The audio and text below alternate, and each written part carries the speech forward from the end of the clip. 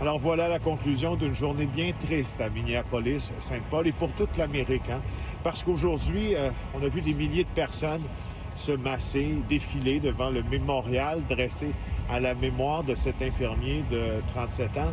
Et celles à qui nous avons parlé, évidemment disent que l'infirmier n'aurait pas dû mourir cette journée-là, alors qu'il était venu filmer une intervention de cette police de l'immigration. Oui, il était armé, il avait le droit, un permis pour porter cette arme-là, il n'avait aucun dossier criminel.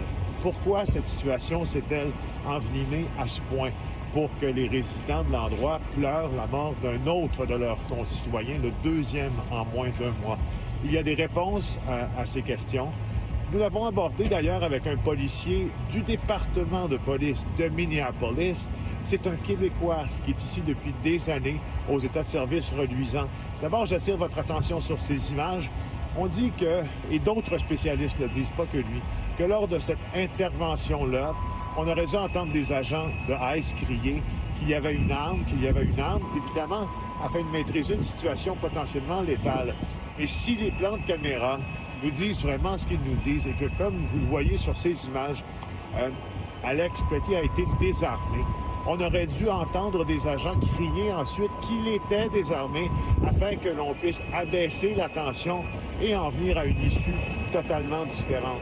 Parce qu'il ne faut pas oublier, la police de Minneapolis aussi ramasse présentement les pots cassés de cette agence fédérale, alors qu'elle ramassait les siens il y a quelques années à peine après la mort de George Floyd. Alors on s'est entretenu avec lui, un entretien très éclairant sur ce travail. Il y a des vidéos partout et quand tu regardes ces vidéos-là sans comprendre vraiment ce qu'il y a en arrière de ces vidéos-là, c'est apeurant. Même nous, en tant que policiers, on regarde des vidéos des fois et évidemment, à cause qu'on est des professionnels, on veut attendre que toutes les investigations soient finies avant de vraiment dire ce qu'on pense. Mais vraiment, c'est la communication. Il y a un manque de communication entre les agents fédéraux et les policiers de la ville. Et évidemment, moi, je suis un peu plus bas, là.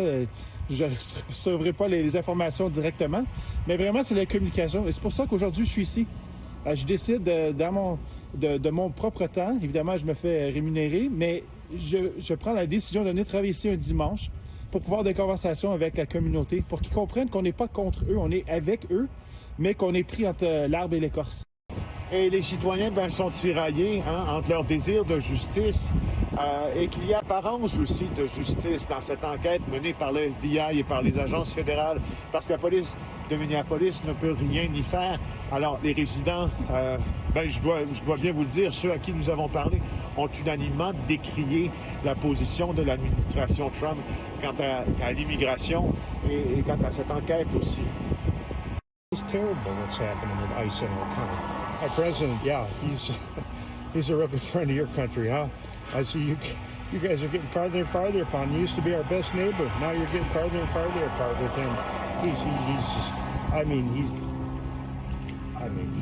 He's a travesty to this country. Alors, restez avec nous au cours des prochains jours pour cette couverture de ces bien tristes événements survenus à Minneapolis ce week-end. Ici Félix Séguin, TVA Nouvelles.